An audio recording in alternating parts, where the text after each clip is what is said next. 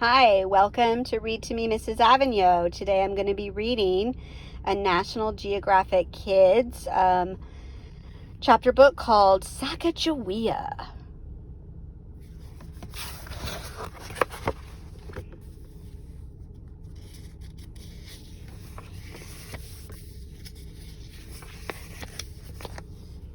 Start with who was Sacagaweja?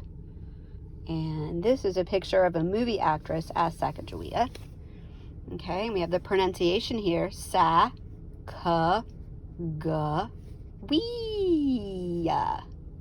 All right, Sacagaweja. Sacagaweja.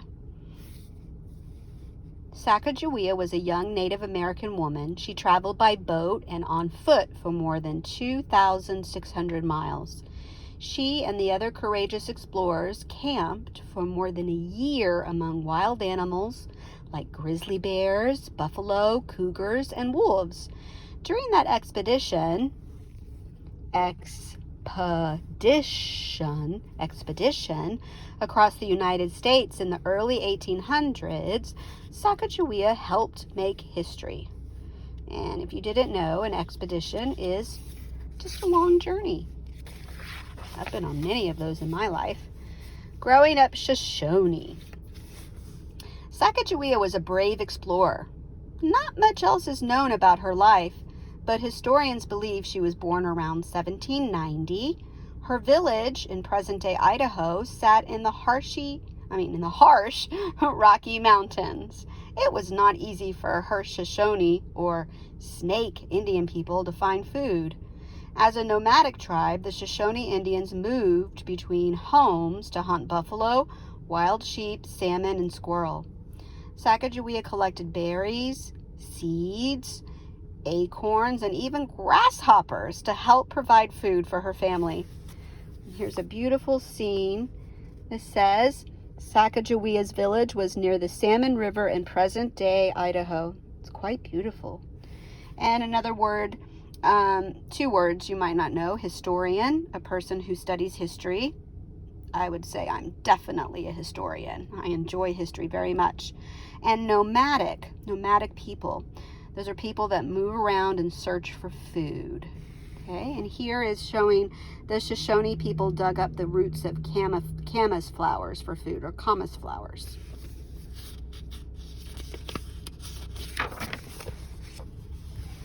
Ooh, kidnapped. My goodness.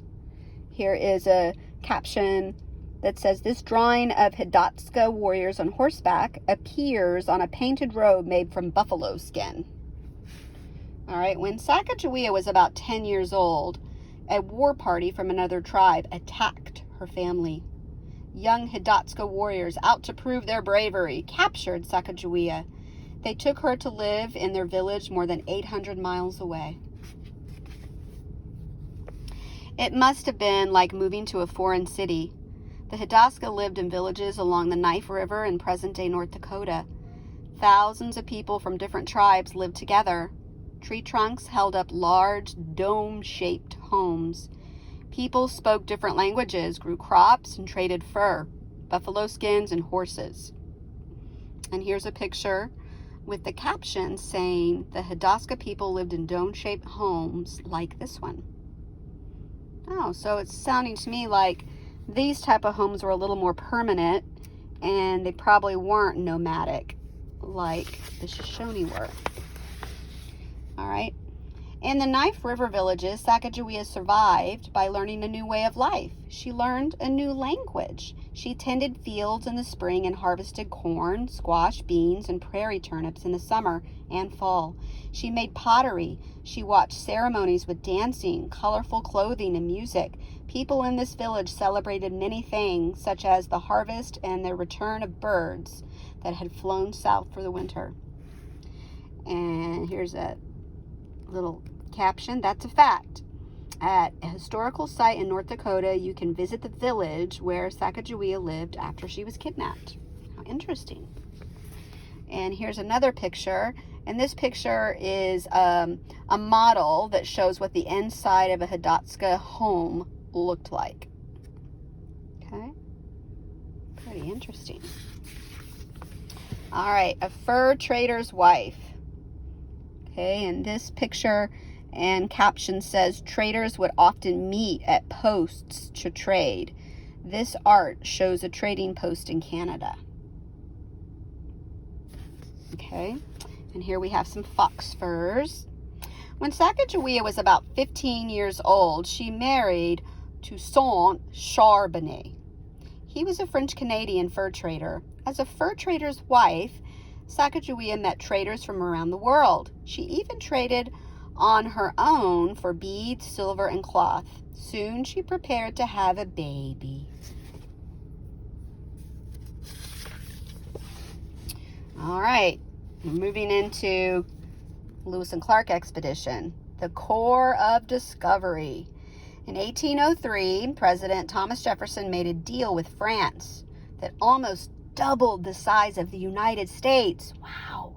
He planned an expedition to explore the territory. He wanted to find a water route to the Pacific Ocean. He called the mission the Corps of Discovery. And that's a picture of our third president, President Thomas Jefferson.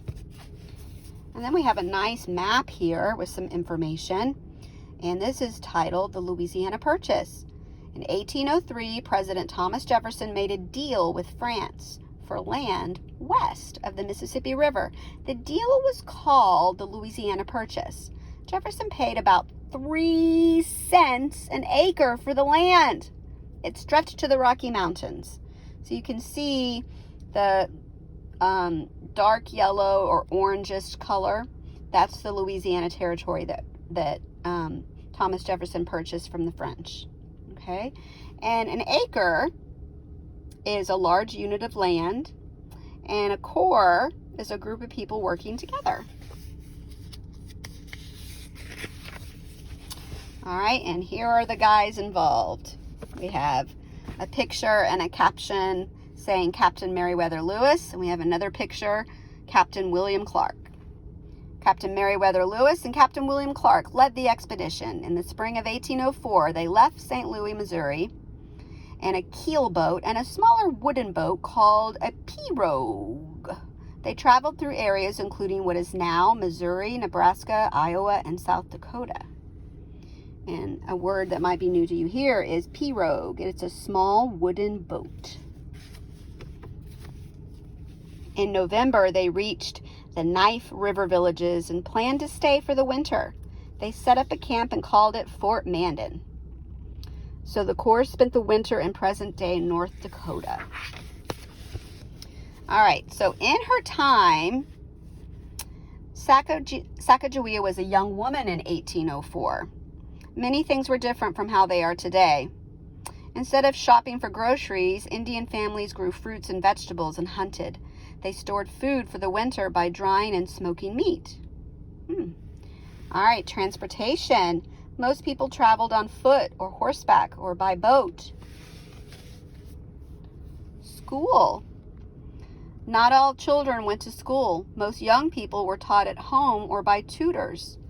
All right, and this picture and caption says children use hand-sewn pictures like this one to learn the alphabet.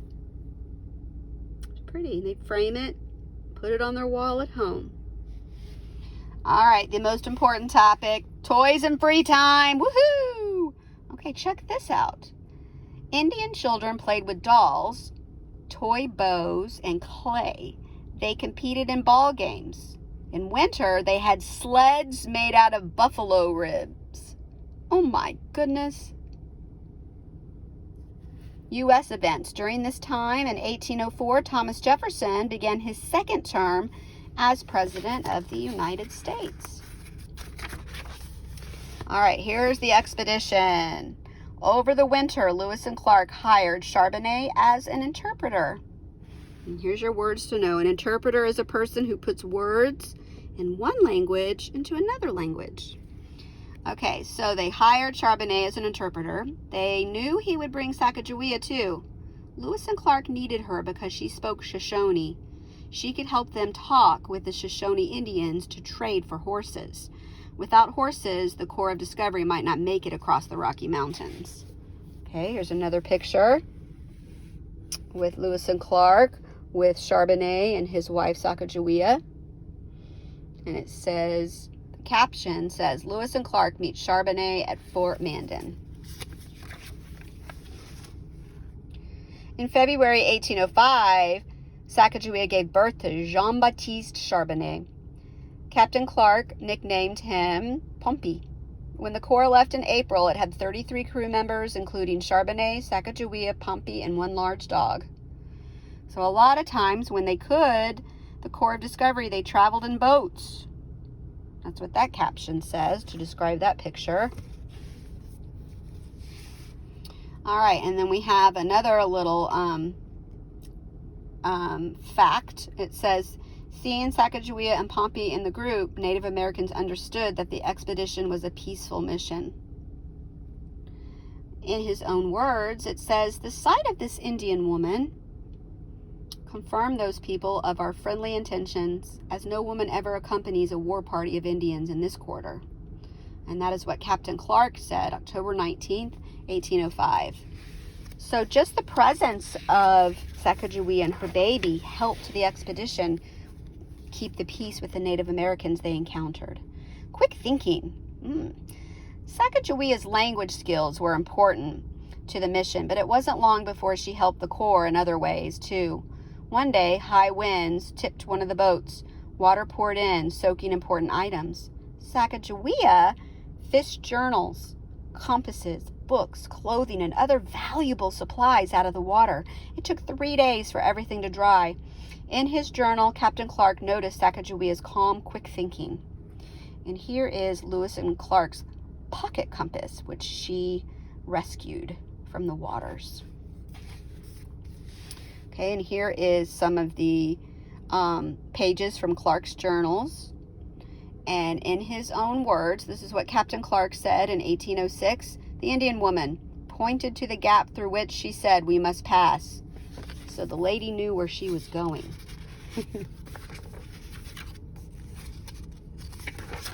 All right. Miles and miles. The Corps traveled west 15 to 20 miles a day toward the mountains through what is today North Dakota and Montana. Sacagawea often walked the muddy river banks with Captain Clark. She might have carried the baby in a Native American cradle board on her back, or perhaps she made a sling out of cloth to carry him. Along the way, Sacagawea collected food such as wild artichokes, prairie turnips, and berries. So this is a cradle board, Southwestern cradle board. And this is a wooden baby carrier used by Native Americans.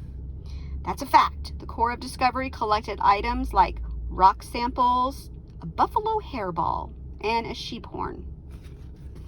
And here's what they might have looked like on the expedition. The Corps had to travel up the Missouri River on its way to the Pacific Ocean.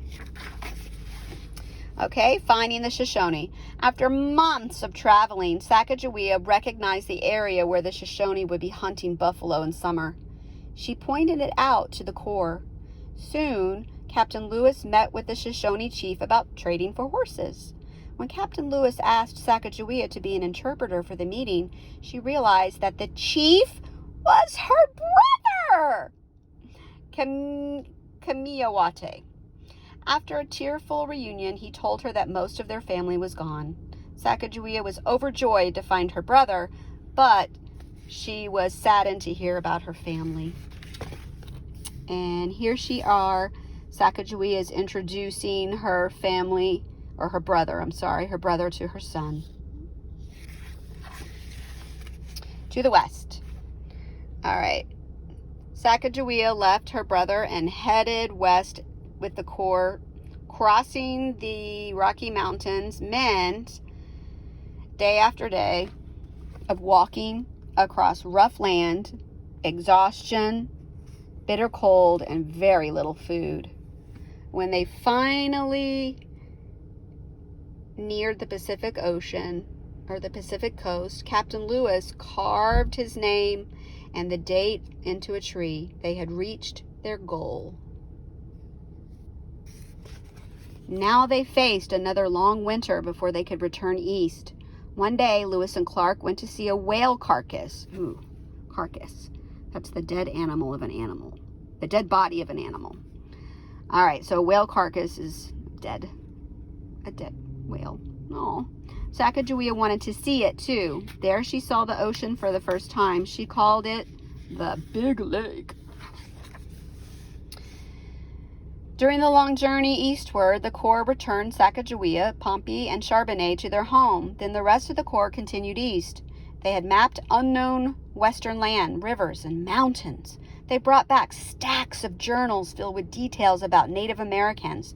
They brought back scientific notes about hundreds of plants and animals they had never seen before. They brought back Native American artifacts. They also brought back lots of stories. Stories of their adventures made other Americans dream about heading out west. Okay, and it said that they brought back artifacts. An artifact are handmade objects or tools. So Native Americans had a lot of those. Okay, and then here we have a page of notes about a plant collected by Lewis and Clark. How detailed and beautiful. All right, here's Sacagawea with Pompey. Pompey traveled with the Corps from the age of 2 months to 19 months. Wow. Captain Clark knew Sacagawea had been an important member of the Corps. To thank her, he offered to educate her son. The captain had enjoyed many nights around the campfire with the smiling baby. He wanted Pompey to have a good life and a good education. When Pompey was old enough for school, Sacagawea brought him to live with Captain Clark. The boy learned to speak 4 languages. He later spent years in Europe before returning to America. Fast fact. That's a fact. In the year following the return of the Corps of Discovery, Sacagawea had a daughter named Lizette. 8 cool facts about Sacagawea. Number 1, no one knows for sure what Sacagawea's name was as a Shoshone girl. Number 2, as a child, Sacagawea probably sewed antelope skin dolls and dressed them in clothes like those she wore, decorated with colorful beads. During the expedition, number 3, Lewis and Clark often described Sacagawea in their journals as strong and patient. Number 4, Sacagawea appeared on a U.S. coin before Lewis or Clark did. You go, girl. Number 5, Lewis and Clark referred to Sacagawea as the interpreter's wife and the Indian woman. Number 6, in the Hidatsa language, Sacagawea's name means bird woman. Number 7, when Lewis and Clark's book was published, the publisher spelled Sacagawea with a J instead of a G, leading people to mispronounce her name. And number 8, Shoshone children like Sacagawea counted their age by how many winters they had lived. Her final years. During her lifetime, Sacagawea was not well known. No images of her exist. Most historians believe she died in her 20s in South Dakota. Others believe she lived into her 80s and died in Wyoming. After the expedition, Sacagawea became well known when an author wrote about her based on interviews with Captain Clark. The author asked lots of questions about the Indian woman. Even today, people are still interested in Sacagawea's story. And here's a picture of her, or what we think she might have looked like.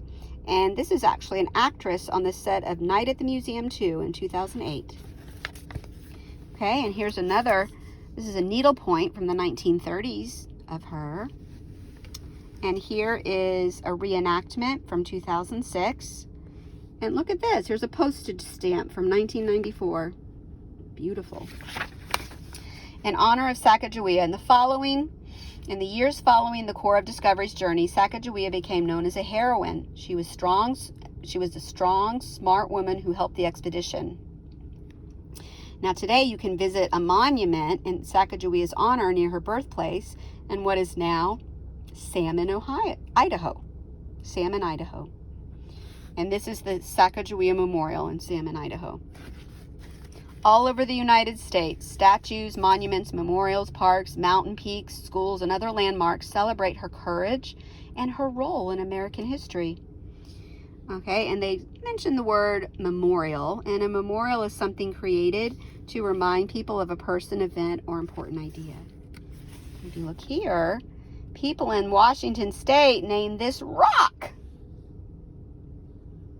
Sacagawea and Papoose Rock to honor Sacagawea. Fact or fiction? Many historians disagree about the facts of Sacagawea's life, from the spelling and pronunciation of her name to where, when, and how she died. Almost everything we know about her life comes from journals, diaries, and notes of members of the expedition. One thing we know for sure is that Sacagawea was a respected member of the Corps of Discovery. She was a true American explorer. And here we have a timeline of her. It says in 1790, historians believe Sacagawea was born around this year. 1800, Sacagawea is kidnapped by the Hidalgo War Party. 1803, President Thomas Jefferson plans an expedition to the Pacific Ocean. 1804, the Corps of Discovery sets off up the Missouri River. 1805, Sacagawea gives birth to Jean-Baptiste Charbonnet. She, her husband, and their infant son joined the Corps of Discovery. 1806, the Corps of Discovery returns east. 1812, Sacagawea's death is recorded in South Dakota. In 2000, the United States honors Sacagawea on a U.S. dollar coin. And here is an illustration of Sacagawea and Pompey. Okay? All right. And at the back here is a quiz. And we have our glossary. We have an acre of land. We have the Corps. We have a cradle board. We have an interpreter. We have a memorial, an artifact, and that's an arrowhead. And we have a carcass. Oh, I don't like that. Okay, we have an expedition. We have an historian. We have nomadic. And we have a pirogue. Okay, and then we have our index. All right, I hope you enjoyed this book on Sacagawea. I know I love it, and I learned a lot of information about her. I'll see you next time on Read to Me, Mrs. Avignon. Bye!